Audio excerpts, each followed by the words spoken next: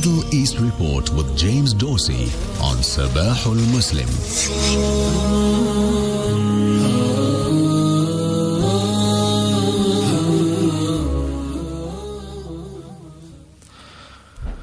We are joined on the line by award-winning scholar and journalist, that is James Dorsey, for this week's Middle East Report. Well, it's morning here, but good afternoon to you, James.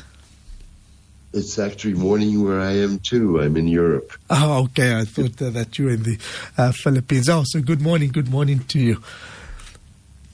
Right, let's get into this, James. Sure. U.S. Secretary of State Antony Blinken finds a hardened political landscape as he tours the Middle East for a fifth time since the Gaza war erupted. Well, indeed, we've seen Israeli Prime Minister Benjamin Netanyahu essentially reject the Hamas proposals for a ceasefire and a prisoner exchange, which were not really that far off from the proposals that Israel itself had made.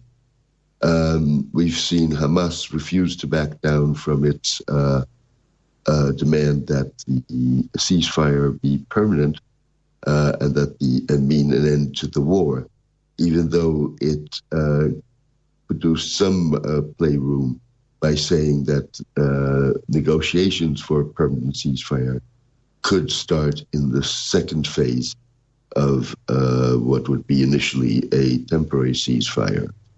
And then you have the whole issue between the United States and Saudi Arabia with regard to the formulation regarding a Palestinian state in a deal that would involve Saudi recognition of Israel. When Blinken was in Doha, he spoke about a time-bound, credible pathway. The Saudis responded publicly by saying they would only establish diplomatic relations with Israel when a Palestinian state is recognized. That could mean very many things. With other words, many states have already recognized Palestine as a state, even though Palestine as a state does not exist. And the Saudis did not specify whether they mean recognition by the United States or recognition by Israel or recognition by both. So it's a very tricky landscape. And predicting more attacks into Israel, Hamas reinforces Israeli intransigence and complicate negotiations for a truce and prisoner exchange. Indeed. So as Israel was about to respond to the Hamas proposals, you had a senior Hamas official say, we can do many of October 7th. The next one doesn't have to be in the Gaza envelope. It could be all the way in the north in the Galilee. That's not really going to encourage the Israelis to compromise on the ceasefire negotiation. It simply reinforces the trauma just as much as the Israelis are very good at reinforcing Palestinian trauma. But trauma doesn't help you resolve an issue.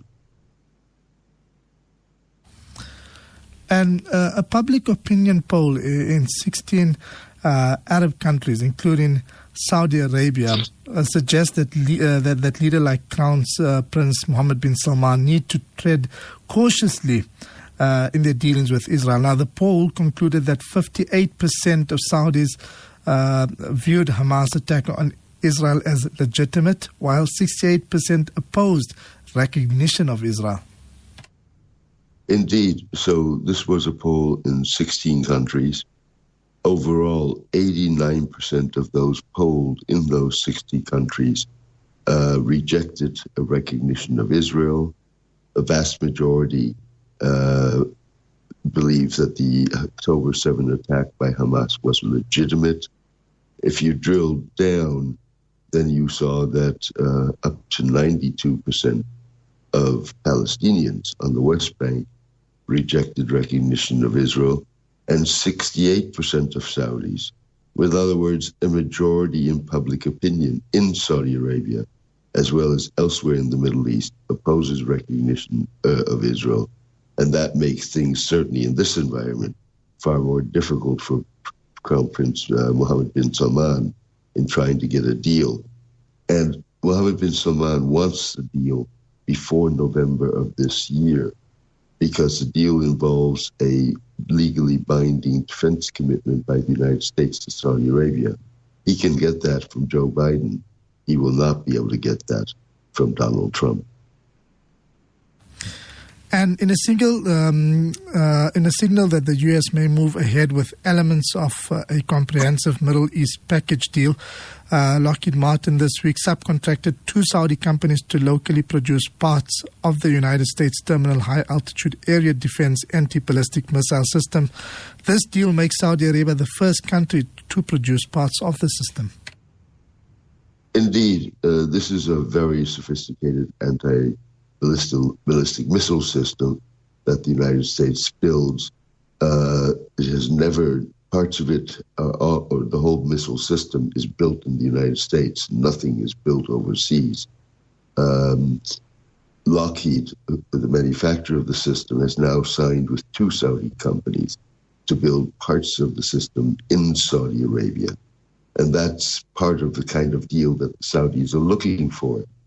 And therefore, in many ways, this is, in and of itself significant, but it also is sort of creating a building block for the comprehensive package that the Americans are trying to negotiate, which involves, as mentioned, a defense agreement, U.S. support for a civilian Saudi nuclear program, unfettered Saudi access to U.S. weaponry, and indeed a Palestinian state.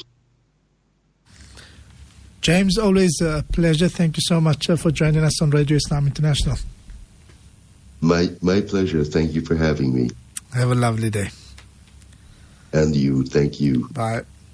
That was James Dorsey, award-winning scholar and journalist with a different perspective, of course, on the Middle East, and a senior fellow at the S. Rajaratnam School of International Studies at Nanyang Technological University in Singapore.